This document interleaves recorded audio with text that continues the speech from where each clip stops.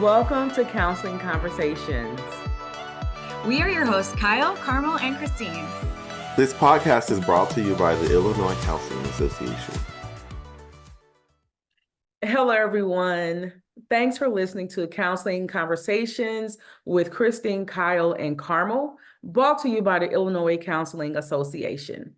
We have an amazing guest with us today, Miss Marta Papa, and we're very excited about hearing all that she has to tell us about becoming a divorce mediator and how your practice can benefit from you receiving this certification through her company. And oh my gosh, I've heard wonderful things and so looking forward to this interview. Marta, tell us a little bit about yourself. Sure.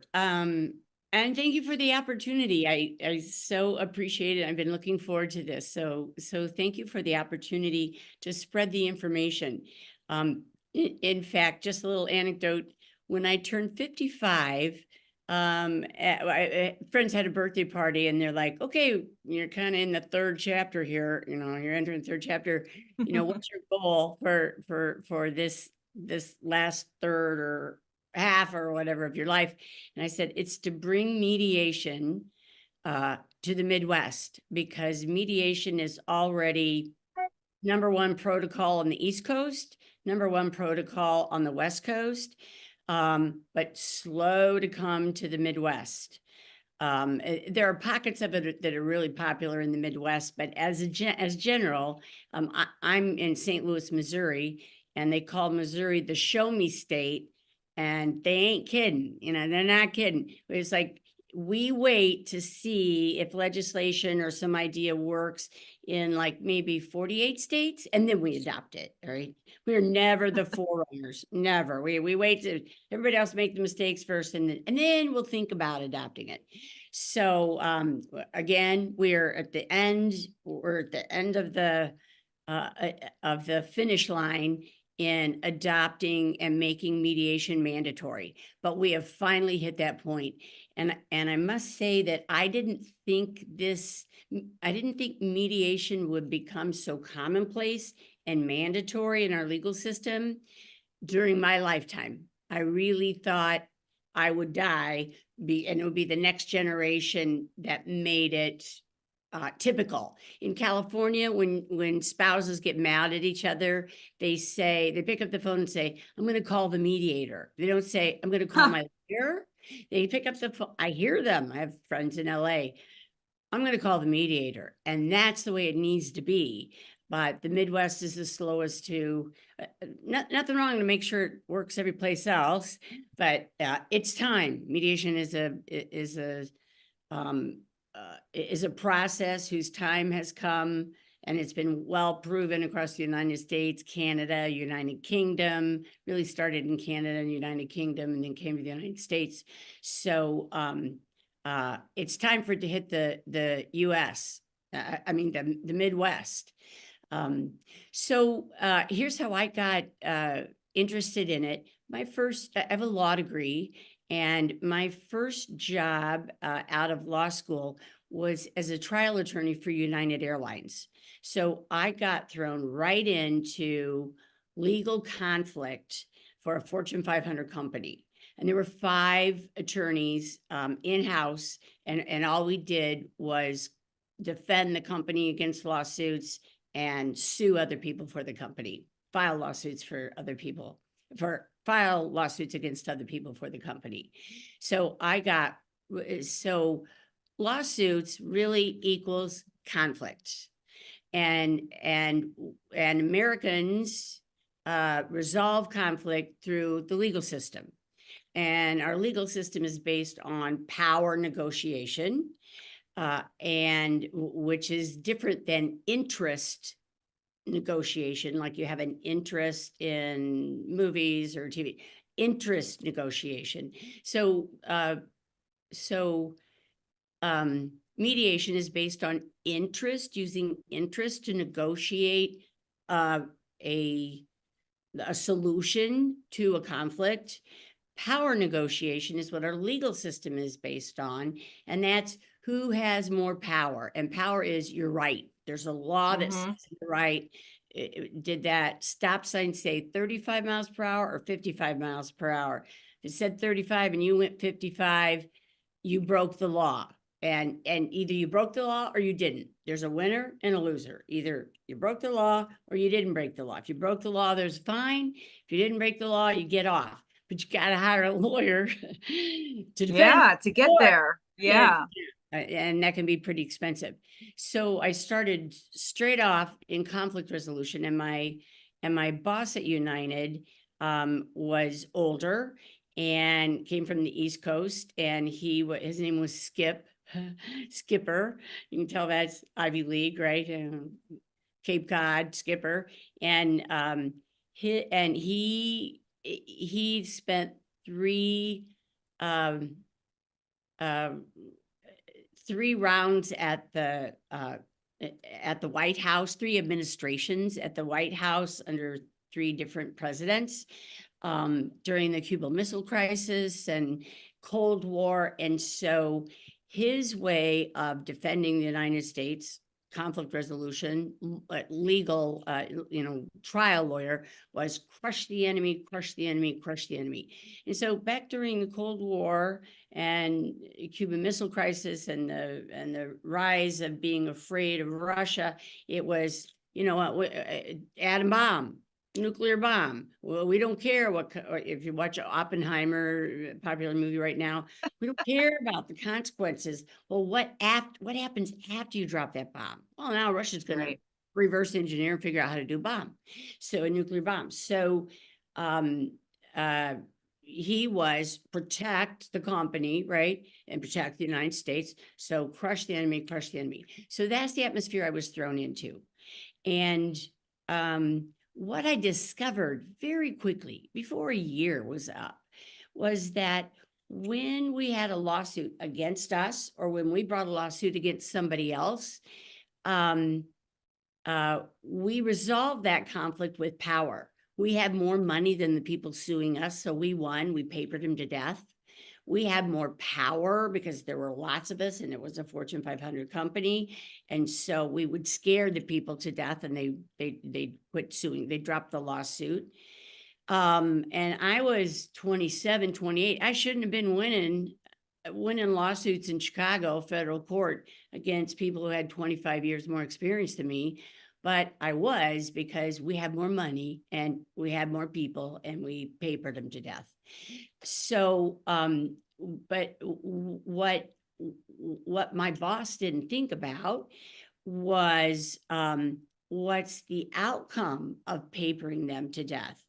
And so if we had a relationship with a company, like we needed what they had, we needed jet fuel to get planes in the air. And there were only 3 pipelines, jet fuel pipelines, coming into O'Hare in Chicago, which was the largest airport at the time in the country. And there were only 3 pipelines for jet fuel. And so I'm just going to make up names. Let's say Standard Oil sent us jet fuel. We had a contract with them. They would get us jet fuel this much by this time every day, so we could fuel our planes for that day.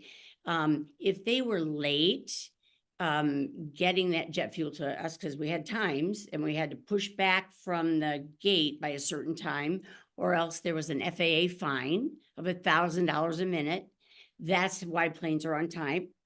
FAA them. All right. Otherwise, it'd be like Greyhound. Good to know. Wow. Well, bus will take off the next 15, 20 minutes. Oh, no, not with airlines. It's on the dot. Take your seat, ladies and gentlemen. You hear those flight attendants saying, sit down, we need to get out. And we don't want that $1,000 fine, which is probably $10,000 now, right? So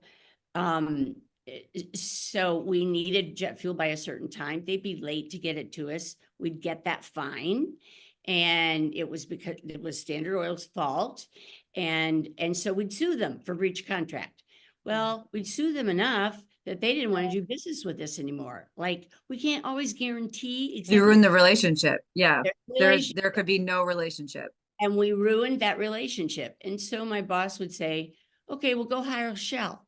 Okay, well, there's only 3. So we hired Shell, and they were late. We sued them, and they said, forget you. We're not sending you any more jet You're fuel. really limiting your options there. That's right. Now we're down to the last one, and I think it was like mobile. All right, and and they were late, and my boss said, "Crush the enemy, sue them."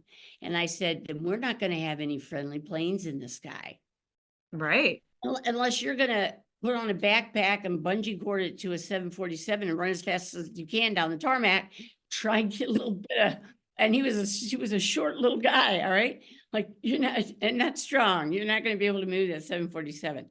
So let's find a different way to figure out the problem of why jet fuel gets delayed. Maybe we need to delay our times of departure to 10:15 instead of 10:10 or 10 o'clock. So you are really recognizing what a lot of counselors recognize too, which is that this way of having communication is not effective. Annihilate your enemy. That's right.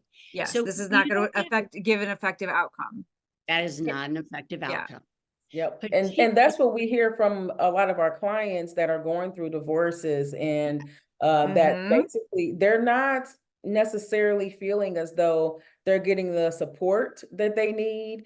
And Mhm. sometimes even that the needs that they're verbalizing with their attorney, that sometimes the attorney's saying, well, this is what we need to go for, and just kind of making them disregard what they actually want to happen. Right. And That's sometimes that complicates things, and it perpetuates some of the emotions that they're already experiencing that are very difficult. Yes. Well, and how many times do you like say, I'm going to get a lawyer, and like you automatically get anxiety from that? Like, oh my goodness, yeah. I Yeah. have a little set of matches that as swag that my daughter helped me come up with, and they're blue and a little match, book, a match book that pulls out, has a little drawer, and they have little blue flame tips, and it says, litigators fan the flame of anger between Jack and Jill. Mediators blow it out. And so that's why it's a match, right? Mediators blow it out. So you eventually got into mediation, I'm guessing, like as a result from a lot of Totally as these a result. high conflict legal. Yeah. My So boss. tell us about how you got into mediation. So I started taking continuing legal education classes in Chicago on conflict resolution. Not in family law, but in civil law, companies suing companies, but they needed a relationship even after the lawsuit. So I took all the classes that I could take for CLEs on conflict resolution, different ways to resolve conflict and still have a relationship. And there were no other ones to take except family law. So I thought, well, I had no interest in family law. So, well, I'll take it.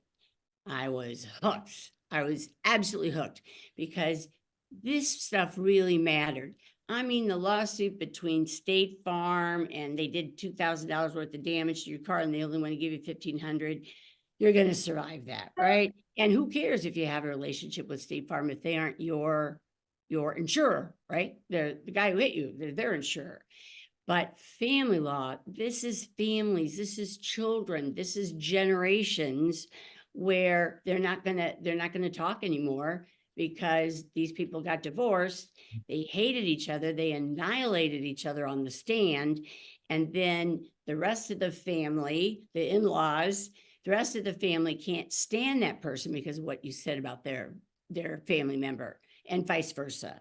And Jack and Jill, or John and James, can't stand each other anymore. And that's the pebble in the middle of the pond that starts that ripple effect that infects and affects the rest of the pond, the rest of the water. It starts with the drop of the stone. That's Jack and Jill getting divorced.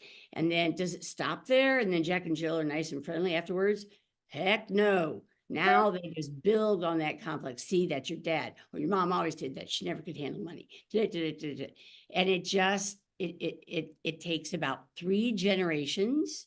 The research shows 3 generations to undo the damage that was done on the stand during a divorce trial. Wow. That's I 3 would, generations of people. And wow. so that's 3 generations of children that don't know Uncle Harry or their great grandmother. They don't get to go to dad's family reunion because mom won't let it. Mom has every Labor Day and dad's family reunion is on Labor Day.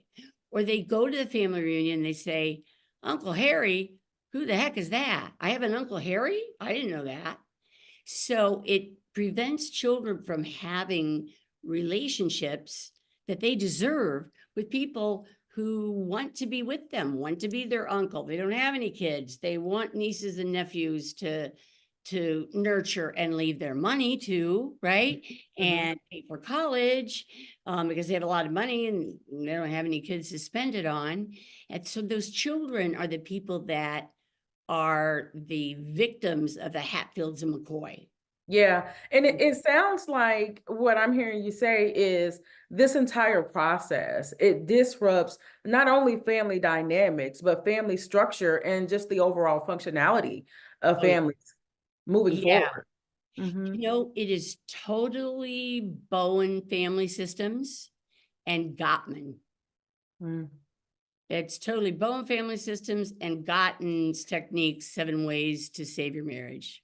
Wow. Well, let me ask you this, Marta. How does becoming a certified divorce mediator benefit counselors? And are counselors or mental health professionals the only people or professionals that can attend and become certified? So let me, 2-part question. I'll answer it in 2 parts.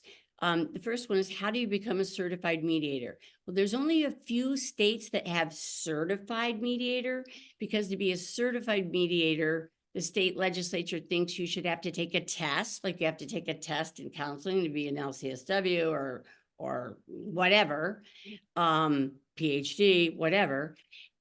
So the word certified is only used by a few states where you actually have to take a test. All right. So only a few states to do that. California, Florida, Massachusetts, there's only a few states. All the rest of the states leave it up to state law, because divorce is state law, not federal law. It changes from state to state. So the legislature can change divorce law, the state legislature. And so we call it Supreme Court approved mediator instead of certified mediator. And I'll have people in classes be disappointed. I'm like, whoa, whoa, whoa. Think of your business card. What looks better, certified mediator or Illinois Supreme Court approved mediator? Hey, I like that, Illinois Supreme Court approved, better than certified. What's that mean? So almost all the states make you go through training to become a Missouri Supreme Court approved mediator or an Illinois Supreme Court approved mediator. And by the way, the steps are exactly the same. The statute is exactly the same, uses different words and a different order in which the statute, which is 5 pages long, is laid out, but it's the same information. So, and it's the same rules from state A to state B. So you can take divorce mediation in just about any state, and it's probably going to be the same in your state, and you're going to be able to get approved by your Supreme Court after the fact. But what's happening right now in Missouri and Illinois is you have to, here's how you become a Supreme Court approved mediator. 1, you have a law degree and you're practicing law. Okay. So you're in good standing with the law, with the legal community. Second, you have a master's in some type of mental health. So that's an MSW, an LCSW, that's a PhD, that's any type of mental health. And they expand mental health to be school counselors, nurses, even some states expand it to be teachers, because teachers are working with the mental health of children. So you don't need to be a lawyer. No. Great. So either a JD or a master in a helping career. Right? So counseling, social work, all psychology. Wow. All of it. Psychology, psychologists, PsyD, they all qualify. They all qualify. You need more than a bachelor's in psychology. one Okay. step more than a bachelor's in psychology. Okay. So you need that law degree or that mental health master's and a Supreme Court approved 40-hour divorce mediation class. So the class has to be approved by the Supreme Court. So I am constantly increasing the number of Supreme Courts that approve my training of 40 hours. Do I change it for different Supreme Courts? No, it's the same class. It's the same class. I just apply to be a certified trainer. We have certified trainers, not certified mediators. So I just applied to have my training approved by the Supreme Court. So you need two things, that degree, JD or master's, and a certificate. You aren't certified, but you get a certificate suitable for framing from me, signed by me, who is approved by multiple Supreme Courts to train people in mediation. So with those two pieces of paper in hand, you can go to any courthouse in your state, in that state where you got certified. I'm sorry, where you got Supreme Court approved, excuse me. And you can walk into any judge in any one of the courthouses. Missouri happens to have 50 courthouses, and that judge has to put your name on the mediator list. First, judges weren't putting you on the mediator list if you weren't a friend judge of theirs or a friend, because judges can get certified mediation also because they're lawyers. You have to be a lawyer to be a judge. In fact, in Illinois and Missouri, you have to take 40 hours of divorce mediation training within the first year of being a judge at Judicial College in Chicago, Judicial College in Jeff City and in Missouri. So all judges have to go to Judicial College. It's 40 hours every year. And within the first year, you need to be trained in divorce mediation. Why? Because in Illinois, it's required in every jurisdiction. If there is a divorce filed and it involves children, if you don't have a signed, agreed upon parenting plan for the children within X number of days, those X number of days can change from jurisdiction to jurisdiction, but it's usually 60 days or 90 days.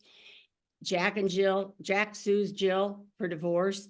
Within 60 days of Jill finding out Jack wants a divorce and she's still in shock. What? You want a divorce? I didn't know you were unhappy. Yeah. Well, within 60 days, they got to come up with a 20-page parenting plan of who has legal custody, who has physical custody, what days they're going to spend with Jack, what holidays they're going to spend with Jill, how much is Jack going to pay in child support, or is Jill going to pay in child support? It's 20 pages of a whole bunch of decisions. Are you going to pay for college? Are you going to pay for weddings? A whole lot to decide. And somebody's still in shock. They need to be laying down with a blanket over them. And they're going to make those kind of long-term decisions that last until the kid's either 18 or 21. And you have multiple children. That's a lot. So most people who file for divorce, most couples that someone has filed for divorce have to go to mediation in 60 or 90 days of filing. And they can go to somebody on the mediator list, who the court itself, the family court, maintains the mediator list, but they have to let you on if you've got a mental health master's or a law degree and that 40 hours of training. They have to put you on there. They can't discriminate. So do you offer this? You offer this training then, it sounds like. I mean, because so I'm actually I got certified in 2018 as a divorce mediator.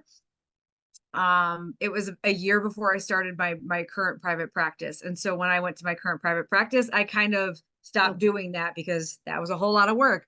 But it was a great training, and I can't remember the name of the woman who it was, who ran it, but she was a lawyer also.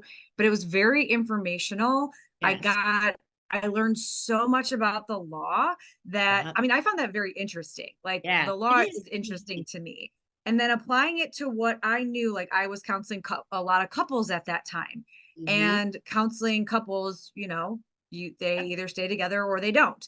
And so kind of having that next step as an option of like doing mediation with them, because it's so similar to what you're doing anyways. It It is. just It's is, it's counseling. just like incorporating law and like understanding what the law is and how do we come to an agreement on around some of the what the law says, right? Yeah. And what needs to happen for you to separate amicably. It just Yeah. seemed like such a natural It is. addition to my toolbox, It is. so I did went and got that. Yeah. And then I used it for about a year and then I stopped. But when we talked about having you on the podcast, I was like, huh, maybe I should kind of It's dig your short- that out of the file a cabinet. lot of And money in a short amount of so time and add it that on is going to be practice. my question for you, because Yeah. when I was doing this 5 years ago, granted this was 5 or 6 years Very ago in different. 2015, I mean, I was charging like $300 an hour, and then Yes. but it's a short-term thing, right? So Right. you have 4 or 5 sessions, and when it's done, you write up the agreement and you give it to them and they go and take that to the courthouse. That's correct. So And it's kind of nice to have you're like a earning around variety. $300 to $500 an hour. Is that And what it is now? yeah, yes. Wow. And so you can do it one Saturday morning a month and add over $1,000 to your income. And Yeah. you're already doing it when you're counseling. Counselors Right. are and counselors I use as a broad term, mental health practitioners. They are the best at mediating. When I train, there's usually judges in the class, lawyers in the class, and mental health professionals in the class. And I love that because there's a lot of cross training there. The lawyers teach the mental health professionals things, and the mental health professionals try to teach the lawyers things. Lawyers aren't always open to hearing it, but the mental health professionals are always open to the learning about the law from the lawyers. And so it makes it very interactive, and it's not just me, a talking head saying, here's the law. It's a group experiential experience, which makes it much more rich and less boring. And you're learning from a lot of people. And Yeah. therapists are the best. Whenever I litigate for someone because they don't want to mediate, they still have to go to mediation for parenting. All right. They still have to go to Yes. mediation for parenting. In Illinois and Missouri, it's mandatory. So they go to mediation for parenting, and the lawyers say, just go, don't participate, don't agree upon anything. Just go, spend your 3 or 4 hours with the mediator, pay their bill, come back to me, and I'll get you custody of those kids. Wrong thing to say. It's not correct. Wrong thing to say. Lawyer's greedy. Lawyer wants your money for a custody battle because lawyers make the most amount of money in a custody battle instead of a battle over houses or household goods or pets. Pets don't spend a lot of money, but children, fighting over children, they'll cash in the kid's 529B account. And now the kid can't go to college because they spent the money on the lawyer, but they feel like they did the right thing because they got custody or they fought. I want my kid to know I fought for custody of them. Well, your kid doesn't really care. And fighting for custody of them is damaging to them. It is the conflict between parents that Yeah. is so damaging to the children. It's not the parenting plan. It's not the holiday plan. It's not the child support. It's not whether you move. It's not whether you change school districts. All those things are difficult things for the children to go through, but they aren't the most long-term damaging thing that happens to children. It is the conflict between mom and dad. And the problem is mom and dad don't know it. They don't know it.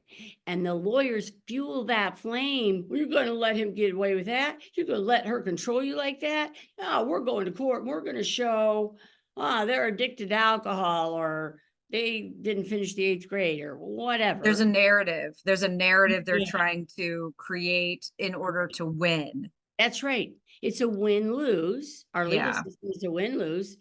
You went 50 in a 35 zone or you didn't. You win or you lose. Mediation is a win-win. We find out what Jack's concerns are. We find out what Jill's concerns and interests and goals are and dead stop lines are. And then we try and find options as a mediator on how to meet Jill's top 3. Now, Jill may have a list of 100. I'm not going to get all 100, but to get Jill's top 3 and Jack's top 3 interests met. And if you can do that, you've done so much better than a judge could do. And any judge will tell you, don't go to trial with me because I'm not going to ask you what you want. And you may want 4th of July and you may want to move. And I'm not even going to ask you that. I'm just going to say wife gets 4th of July and guess what? You can't move. Right? Yeah. Whereas in mediation, they can, Jill says, I want 4th of July and I'll trade that for you being able to move, right? And as a mediator, you're there just to keep that conversation going, keep it from not being the 4 horsemen of the apocalypse that come from John Gottman. Contempts, stonewalling, yes. That's right. So you prevent that from happening. Hey, we don't do that. We don't argue like that at my table. There's no bullying, there's no contempt, there's no criticism. And who knows better than therapists how to rephrase, how to take that, well, you don't do that accusation and turn that into, Jack, are you saying that? Jill, do you hear Jack saying that? It's not ABC. He's saying XYZ. He's not confronting you. He's stating his vulnerability and interest and concern about the children. So, because anything Jack says, of course, she thinks is a criticism of her, right? You know that from marriage counseling. He didn't just criticize you, he just complimented you, but you didn't hear it that way. And so it's all about rephrasing. And lawyers aren't good at that. We don't even know that word. We don't learn that in law school. Sure as heck don't learn that from our bosses. We don't learn that from judges. We don't learn that from other lawyers. We don't learn that. I had to go back and get a master's in marriage and family therapy from the Menninger Institute to learn that because I wasn't very good at the beginning. I knew I wanted to do it. I took 4 different introductory trainings, 4 40-hour trainings, one in Canada, one in New York, one in California, and one locally before I hung up my shingle. I only needed 1, but I wanted to be great, right? I wanted to do it right. So I took 4 different trainings because there was nothing after the 40-hour training. So I'm like, I'll get 4 different interpretations. One was from a lawyer, one was from a judge, one was from a therapist. And then I hung up my shingle and I still wasn't very good until a therapist said, Marta, you're doing counseling. You're doing divorce counseling and calling it mediation, but that's divorce counseling. You don't have a degree in counseling. You don't know any counseling techniques. That's why you're not very successful. You better go to school and learn. I think that's what I was put on this earth to do. And law school was just the first introduction to it. And I didn't know it, but it's so much more rewarding for Jack and Jill to come up with a plan that I know is not going to damage the psychological part of the children's brain. And they walk out and kiss. They walk out and hold hands. They walk out and invite me to go get a bottle of champagne with them. I'm like, I can't. It's a conflict of interest. Whereas my litigation clients walk out, pay a $50,000 fee for the trial, and they're unhappy because when they walked in, they were a millionaire. And when they walk out, they're only worth $500,000. And I said, that's the best you can get. 50% is the best you can get. Well, it's still only, I'm not even a millionaire anymore, and it's your fault. Well, no, it's a 50-50 state. I can't help it, My only goal was to get you the 50% of the stuff and time with kids that you wanted. And I wasn't even able to do that because the judge had his own prejudices about XYZ. I just had a judge yesterday at a trial say, retroactive child support's mandatory. Like if you file a motion to change child support and it increases, well, we've got a local rule that says that if the judge increases child support, he has to make that payor of child support pay it retroactive, the amount he should have been paying, 500 instead of 150, all the way back to the date that the person filed the lawsuit. And this judge sat up there and said, which helped my client, sat up there and said, you know, I'm not a big fan of retroactive child support. Fan? It's the law. You have to be a fan of the law before you impose the law? It's the law. But great, I'll take it. He said, so I'm going to make, Marta, I'm going to make your client pay $500. It would have been thousands of dollars if we went back to the beginning of the case, which was a year, and he'd spent about $10,000 in attorney's fees and guardian ad litem fees on top of that.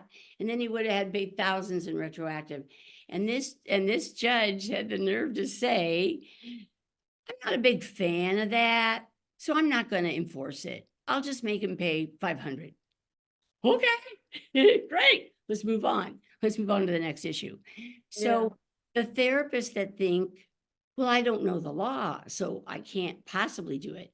Well, if you just do the parenting part, which is the only part that's mandatory, and it's mandatory for 3 to 4 hours that you have to meet with the mediator, and you have to bring cash or check in the first day for 4 hours. So $1,000, $1,500, cash on the barrel. You don't have to have a credit card system to collect their money. It's cash on the barrel. Statute says you pay at the beginning for the whole 4 hours. And then if you finish in 2, mediator, lawyer, a lot of lawyer mediators keep the rest of the money. I don't. I'm like, you only use 2 hours of my time. Here's a refund, right? Yeah. You don't have to. You don't have to.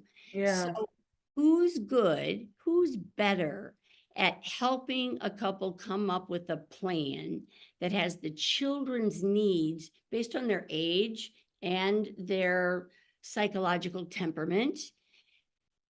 Who's the best at helping them come up with a plan that's best for that child who's on the Asperger's spectrum, or is OCD, or is it overachiever, underachiever, has ADHD? Do lawyers know about that? We don't know jack about that. We don't. ADHD, what does that mean? OCD, what does that? Bipolar, what does that mean? I have judges say, bipolar, what does that mean? And I'm like, you're a bipolar, judge. It means you. Well, I you mean, know, get we to really it. appreciate you like just really laying this all out for us. This is very helpful and very much informational for Christine and I. And Yeah. I like what you said earlier when you said that the impact of the parental conflict on the children's mental health is the biggest concern. And that's very true, because the lack of stability and the lack of uncertainty, and there's this huge disruption in their lives and the overall family functioning. And if the parents are dysregulated, Yes. how is that going to impact kids? And so I really like how you've explained to us how this is beneficial. And I also like the fact that you use the word divorce counseling, the terms divorce counseling, Yeah. because I do divorce counseling. well, Mhm. because marriage counseling is something that we all know about, you know, they get Right. premarital counseling, then they get marriage counseling, but no one's really supporting people when they're on the other side of that. And so this is a really good option. And so having said that, I'd like to ask you real quick, Marta, um, do you believe that this is something that if a therapist were to go through your training, get Supreme Court approved, and they started seeing clients, do you believe that this is something that would be a bad idea to offer to someone yourself that's on your caseload? Would that be a conflict of interest? Great question, and I see two questions in there. So if you are their counselor for either spouse A or spouse B, you cannot be their mediator. You cannot take your counselor hat off and put the mediation hat on, right? If you're their mediator, you can't, after mediation, become their counselor together or individually. That's an absolute conflict of interest. So you have to, so when they walk into your office, you have to declare a hat, mediator One or the other. or counselor. But what techniques are you using? Counseling techniques. You're using counseling techniques, but you're not counseling them to stay together. You're counseling them on how to divide their assets and debts, how to come up with an appropriate plan for their children to thrive. And does somebody owe the other person money in the future via child support or maintenance? Those are the three big issues. Okay, And can you do that without a law degree? Heck yeah. Heck yeah. absolutely. Yeah. Can lawyers do divorce counseling without a counseling degree? No, they can't. I'll tell you, I wasn't Yeah. successful at it. That's why I Yeah. went back to school. And then the second thing I want to add into what you just said is what you asked about conflict of interest. One of the ways that you can get clientele, how do you get clients after you take the training? Well, one way is you get on the judges, the family law judges list, right? And they have to put you on the list if you have this degree and you have the 40-hour training. I better take a drink of water. I hear my voice going here. While you're doing that, I'd like to, because I know we're going to be running out of time here in a few moments. I'd like to ask, because there's some changes I've seen just in the media recently with regards to trends in divorce. One of the things that I've seen recently was that now there's a elevated or higher risk of divorce the longer you've been married. So a lot of people that have been married for 20, 30 years are getting divorced now. What changes or trends are you seeing surrounding divorce today that were maybe less common in previous years? What you just said, that's absolutely right. We call it gray divorce because the people have gray hair. So we're calling it gray divorce. And I'm really seeing it. I'm helping somebody who's 82 in a nursing home, full skilled nursing home, divorce his wife. I said, why?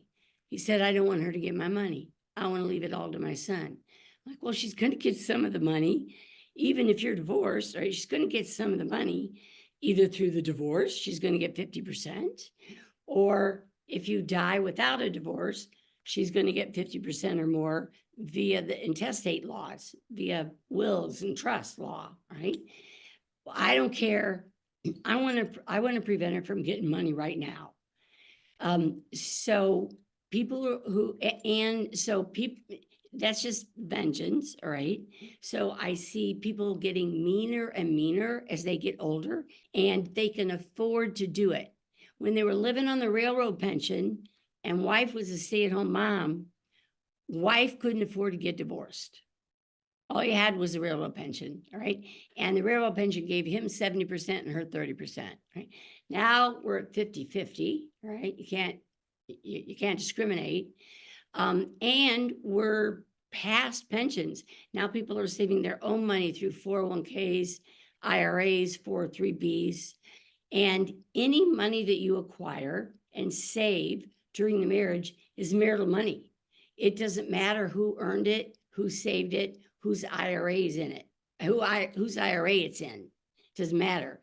It's 50% to husband and 50% to wife. Yes. And I just wanted to ask real quick, because this is all stuff that you will learn in the training, right? Absolutely. So like Right. these sorts of questions, because we all have them, like, you Yes. know, the people who are not don't have law degrees are like, well, how do I know who's supposed to get what or what the laws say? Like, you'll learn all those things in the training. Well, yes, you learn about family law during the mediation training, and I even have a family law course if you want to take it online. Like, I want to learn more about the legalese wording. You don't have to, but it's available.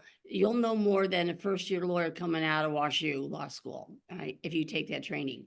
So my next training for mediation, open to therapists, lawyers, and judges, mental health professionals more than therapists, is April, I have to look, sorry, April 3rd. I think I saw it's April 3rd through the 7th. April 7th. It's a Wednesday through Sunday, so you only have to take 3 days off of work, not 5.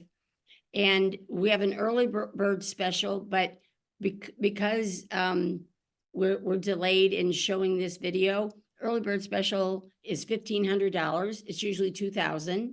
It's $1,500 for the early bird special, and it ends on February 21st. But for benefits of this, if you learned about it from this